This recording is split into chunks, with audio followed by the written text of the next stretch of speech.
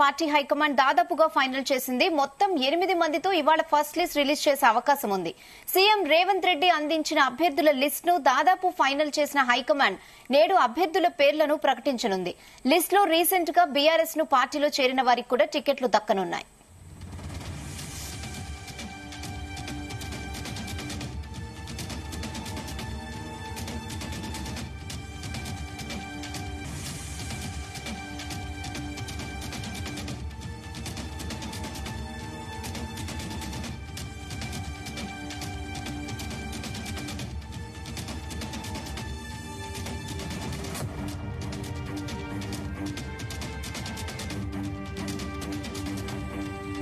రాష్ట్రంలోని కాంగ్రెస్ ఎంపీ అభ్యర్థులను ఆ పార్టీ హైకమాండ్ దాదాపుగా ఫైనల్ చేసింది. మొత్తం 8 మందితో ఇవాళ ఫస్ట్ లిస్ట్ రిలీజ్ చేసే అవకాశం ఉంది. సీఎం రేవంత్ రెడ్డి అందించిన అభ్యర్థుల లిస్ట్ ను దాదాపుగా ఫైనల్ చేసిన హైకమాండ్ నేడు అభ్యర్థుల పేర్లను కూడా ప్రకటించనుంది. లిస్ట్ లో రీసెంట్ గా బీఆర్ఎస్ ను పార్టీలో చేరిన వారికి కూడా టికెట్లు దక్కనున్నాయి.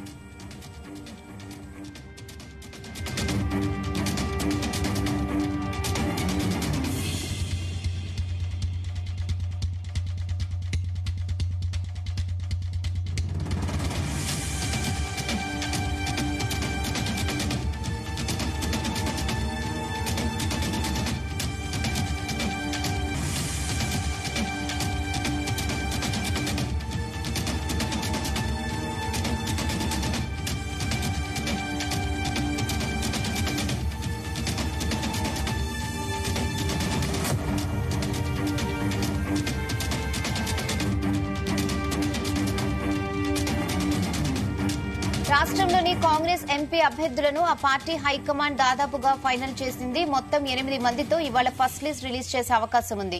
సీఎం రేవంత్ రెడ్డి అందించిన అభ్యర్థుల లిస్ట్ ను దాదాపుగా ఫైనల్ చేసిన హైకమాండ్ నేడు అభ్యర్థుల పేర్లను కూడా ప్రకటించనుంది. లిస్ట్ లో రీసెంట్ గా బీఆర్ఎస్ నుండి పార్టీలో చేరిన వారికి కూడా టికెట్లు దక్కనున్నాయి.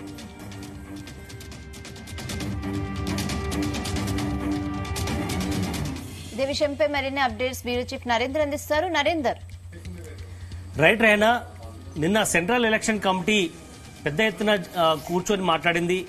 మల్లికార్జున ఖర్గే జాతీయ అధ్యక్షుడితో పాటు అలాగే రాహుల్ గాంధీ, అదేవిధంగా రాష్ట్రానికి సంబంధించినటువంటి సీఎం రేవంత్ రెడ్డి, బట్టి విక్రమార్క, సీఈసీ సభ్యుడిగా ఉత్తమ్ కుమార్ రెడ్డి నిన్న మొత్తం కూడా రాత్రంతా కూడా సమావేశం జరిపారు. ఫైనల్ గా నిన్ననే రిలీజ్ అవుతాది ఫస్ట్ లిస్ట్ అనుకున్న నేపథ్యంలో ఈ రోజు సాయంత్రానికి వాయిదా పడ్డట్టు తెలుస్తోంది. ఈ రోజు రాత్రి వరకు ఏ క్షణమైనా ఫస్ట్ లిస్టు రిలీజ్ చేస్తారనేటువంటి సమాచారం అయితే నెలకొంది. దాదాపు 150 నుంచి 175 మంది అభ్యర్థుల పేర్లు ఖరారయ్యే అవకాశం అయితే కనిపిస్తుంది. దీనికి సంబంధించి తెలంగాణకు సంబంధించి దాదాపు 8 నుంచి 9 మంది పేర్లు ఉంటాయి ఫస్ట్ లిస్ట్ అనేటువంటి మనకైతే తెలుస్తుంది. దీంట్లో ప్రధానంగా కొంతమంది బీఆర్ఎస్ నుంచి వచ్చిన వాళ్ళు, అదే ఇతర పార్టీ నుంచి వచ్చిన వాళ్ళు కూడా వాళ్ళందరితో కలిపి ఈ ఫస్ట్ లిస్ట్ లో 9 లేదా 10 మంది పేర్లు వస్తాయని కూడా సమాచారం వస్తుంది. మనకు ఉన్నటువంటి సమాచారం ప్రకారం మన దగ్గర ఎక్స్క్లూజివ్ గా 9 మంది పేర్లు మన దగ్గర కనిపిస్తున్నాయి. దీంట్లో ఒకసారి మనం స్క్రీన్ మీద కూడా చూడొచ్చు. చేవేళ్ల నుంచి సునీత మహేందర్ రెడ్డి పేరు దాదాపు ఖరారైనట్టుగా కూడా తెలుస్తుంది. ఈమె జడ్పీ చైర్మన్ గా కూడా 3 సార్లు చేసినటువంటి అనుభవం ఉంది. సునీత మహేందర్ రెడ్డి వాళ్ళ హస్బెండ్ ఏదైతుందో ఆయన మొన్నటి వరకు కూడా ఆయన ఎమ్మెల్సీగా ఉన్న ప్రస్తుతం ఉన్నారు. అదేవిధంగా గతంలో మంత్రిగా పనిచేశారు. బట్ ఈమె 3 సార్లు జడ్పీ చైర్మన్ ఉంది కాబట్టి అన్ని ఈక్వేషన్స్ చూసుకున్న తర్వాత ఈమె గెలుపు గుర్రం అన్నటువంటి ఆలోచించుకున్న తర్వాతనే ఈమెకు టికెట్ ఇస్తున్నట్టుగా కూడా తెలుస్తోంది. ఇక జహీరాబాద్ కొద్దాం. జహీరాబాద్ లో సురేష్ షెట్కర్ కు దాదాపు ఖరారైనట్టుగా తెలుస్తుంది. ఇక్కడ ఎమ్మెల్యేగా మొన్న అవకాశం ఇవ్వని నేపథ్యంలోనే సురేష్ షెట్కర్ కు అవకాశం ఇచ్చినట్టు కూడా తెలుస్తోంది.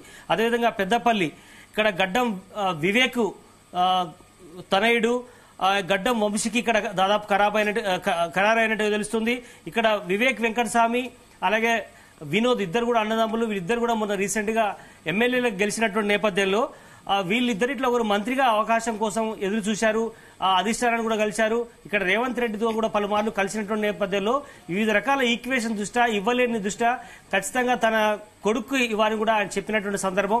బట్ అందుకనే ఇక్కడ వాళ్ళ వంశీకి ఇస్తున్నట్టు కూడా తెలుస్తుంది. పెద్దపల్లి ఎస్సీ రిజర్వ్ స్థానం. నిజామాబాద్ నుంచి జీవన్ రెడ్డి పేరు వినపడుతోంది, దాదాపు ఖరారంటే తెలుస్తుంది. మాజీ మంత్రిగా పనిచేశారు, 2 సార్లు చాలా సీనియర్ పొలిటీషియన్, కాంగ్రెస్ పార్టీలో మొదటి నుంచి నమ్మకంగా ఉన్నారు అన్నటువంటిది. ఆయన ఎమ్మెల్సీగా కూడా కొనసాగుతున్నారు. ఆయనకు ఆల్రెడీ టికెట్ కన్ఫర్మ్ అనేది కూడా మనకు ఢిల్లీ నుంచి అందుతున్నటువంటి సమాచారం.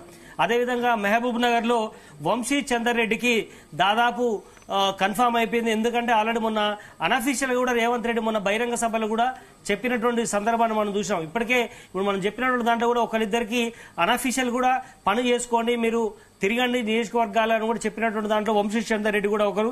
ఆయనకు ఆల్రెడీ రీసెంట్ గానే అఫీషియల్ గా స్టేజ్ మీదనే చెప్పినటువంటి సందర్భం.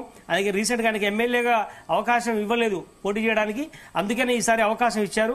అదేవిధంగా మనం సికింద్రాబాద్ వద్దాం. సికింద్రాబాద్ లో బొంతు రామ్మోహన్ పేరు, లేదంటే అలా భార్య సతీమణి శ్రీదేవి పేరు వినపడుతోంది. ఆమె కార్పొరేటర్ గా ఉన్నారు. ఇద్దరిట్లో ఎవరికైనా అవకాశం రావచ్చు.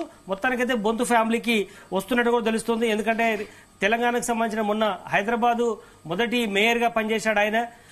వివిధ సామాజిక ఈక్వేషన్ చూశారు. బీసీలో 2 సామాజిక వర్గాలకు సంబంధించినటువంటి వాళ్ళు, ముదిరాజు కావచ్చు, మున్నూరు కాపు సామాజిక వర్గాలు, ఇద్దరు భార్యాభర్తలు ఉన్నాయి కాబట్టి ఈ రెండింటి వల్ల ఉపయోగపడుతుంది అనుకున్నాడు. అదేవిధంగా ఫైనాన్షియల్ గా కూడా అన్ని రకాలు ఆలోచించిన తర్వాత బొంతు రామ్మోహన్ కు గానీ లేదా భార్య గానీ వచ్చే అవకాశం ఉంది. దాదాపు కన్ఫామ్ అని కూడా చెప్తున్నారు. ఇక నల్లగొండకు వద్దాం. నల్లగొండలో ఇక్కడ రఘువీర్ రెడ్డి పేరు వినపడుతోంది. జానారెడ్డి తనయుడు. ఆల్రెడీ వాళ్ళ ఫ్యామిలీలో జానారెడ్డి కొడుకు ఆల్రెడీ ఎమ్మెల్యేగా ఉన్నారు. బట్ రఘువీర్ రెడ్డి ఎంపీగా కంటెస్ట్ చేయడానికి జానారెడ్డి గత కొంతకాలంగా ప్రయత్నం చేస్తున్నారు. ఆల్రెడీ రేవంత్ రెడ్డి కూడా వాళ్ళ ఇంటికి వెళ్ళి కూడా ఈ మధ్య కాలంలో కలిసినటువంటి సందర్భం మనం చూసాం. బట్ వాస్తవానికి జానారెడ్డికి రాజ్యసభ ఇస్తారని ప్రచారం కూడా జరిగింది. కానీ వివిధ ఈక్వేషన్ వల్ల వాళ్ళ కొడుకు ఇస్తున్నటువంటి సందర్భంలో ఆయన కొంత రాజీ పడ్డట్టుగా తెలుస్తోంది. ఇక మెదక్ వద్దాం. మెదక్లో నీలం మధు గురించి కూడా చెప్పుకోవాలి. ముదిరాజ్ సామాజిక వర్గానికి సంబంధించినటువంటి ఈక్వేషన్ లో ఆయనకు టికెట్ వస్తుంది. అందులో కాంగ్రెస్ పార్టీలో చాలా కాలం పనిచేశాడు. ఆ మధ్యలో బీఆర్ఎస్ వెళ్లి టికెట్ రాకపోవడం వల్ల కాంగ్రెస్ లో బీఎస్పీ నుంచి పోటీ చేసినటువంటి ఉదంతం ఉంది.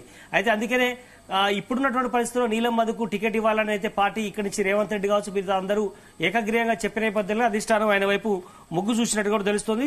అదేవిధంగా ముదిరాజ్ ఈక్వేషన్ కూడా ఒకరికి భర్తీ చేయొచ్చు బీసీ సామాజిక వర్గాన్ని కూడా అనుకున్నారు.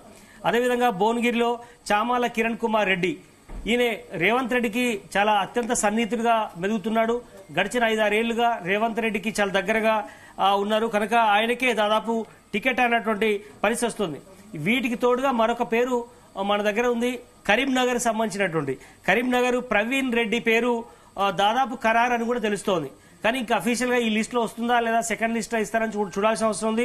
ఈ పేరు మీద కూడా దాదాపు కన్ఫర్మ్ అనేటువంటి పరిస్థితి కనిపిస్తుంది. వీలు కాక హైదరాబాద్ ఓల్డ్ సిటీకి సంబంధించినటువంటిది ఎంఐఎం కంచుకోట అయినప్పటికీ హైదరాబాద్ స్థానం నుంచి ఖచ్చితంగా కాంగ్రెస్ పార్టీ పోటీ చేస్తుంటది.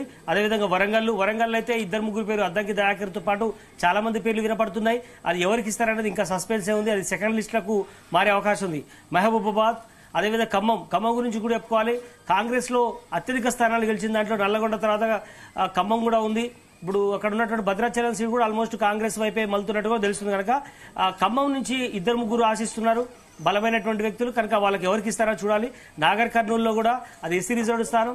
అక్కడ కూడా 2-3 పేర్లు పరిశీలిస్తుంది కాంగ్రెస్ పార్టీ. హైకమాండ్ ఎవరి వైపు వెళ్తారని కూడా చూడాలి. ఎందుకంటే మల్లు రవి కావచ్చు, ఇంకో 2-3 పేర్లు వినపడుతున్నాయి, చూడాలి. మల్కాజ్గిరి, ఇది చాలా ఇంట్రెస్టింగ్ ఫైట్ ఉండే అవకాశం ఉంది. మల్కాజ్గిరిలో రేవంత్ రెడ్డి నిన్నటి వరకు కూడా ఆయన ఎంపీగా పనిచేశాడు అక్కడ. బట్ ఆ సీటు ఖచ్చితంగా నిలబెట్టుకోవాలని కూడా రేవంత్ రెడ్డి చాలా స్ట్రాంగ్ ఒపీనియన్ తో ఉన్నాడు. ఎందుకంటే అది కనుక ఓడిపోతే ఖచ్చితంగా అది రేవంత్ రెడ్డి మైలేజ్ మీద దెబ్బపడుతుంది అనేటువంటి ఆలోచన కూడా ఉంది. కాబట్టి సరి అయినటువంటి ఆర్థికంగా అంగబలం అన్ని రకాల ఉన్నటువంటి వ్యక్తిగా ఇవ్వాలి అన్నటువంటి ఆలోచిస్తున్నారు. అట్లా 1-2 పేర్లు పరిశీలన ఉంది.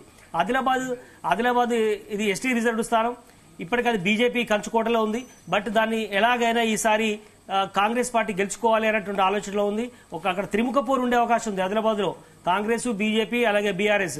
బట్ కనుక ఇప్పుడు అధికారంలో ఉంది కాబట్టి ఆదిలాబాద్ ని ఎట్టి పరిస్థితుల్లో గెలవాలనేటువంటి ఆలోచన ఉన్నారు. అయితే ఇంకోటి మాత్రం చెప్పుకోవాలి మనకి, ఎందుకంటే లాబింగ్ కు అవకాశం లేకుండా ఈసారి కాంగ్రెస్ పార్టీలో ఎంపీ టికెట్లు వస్తాయనేటువంటి దాంట్లో చాలా బలంగా నమ్మే అవకాశం ఉంది. ఎందుకంటే రేవంత్ రెడ్డి వర్గము, ఆ వర్గం, ఈ వర్గం, ఉత్తమ్ కుమార్ వర్గం అనేది లేకుండా హైకమాండ్ ఎవరైతే స్క్రీనింగ్ లో పంపించినటువంటి లిస్టులో ఉందో దాంట్లో బలమైనటువంటి వ్యక్తులు, ఆర్థిక బలం, అంగబలం, అదేవిధంగా సర్వేలో మంచి మార్కులు వచ్చిన వాళ్ళకి మాత్రమే టికెట్ ఇవ్వాలనేటువంటి ఆలోచనతో ఉంది. అందుకనే అన్ని రకాల ఆలోచించిన తర్వాత సోషల్ ఈక్వేషన్స్ అన్ని రకాలు చూసుకున్న తర్వాతనే ఈ ఫస్ట్ లిస్ట్ లో మాత్రం వాళ్లకు టికెట్లు వచ్చే అవకాశం అయితే కనిపిస్తుంది. దాదాపు 150 పైగా దేశవ్యాప్తంగా ఎంపీ టికెట్స్ పార్లమెంటుకు పోటీ చేసేటువంటి వ్యక్తుల పేర్లు వచ్చే అవకాశం అయితే కనిపిస్తోంది. Okay Narender, thanks for the updates.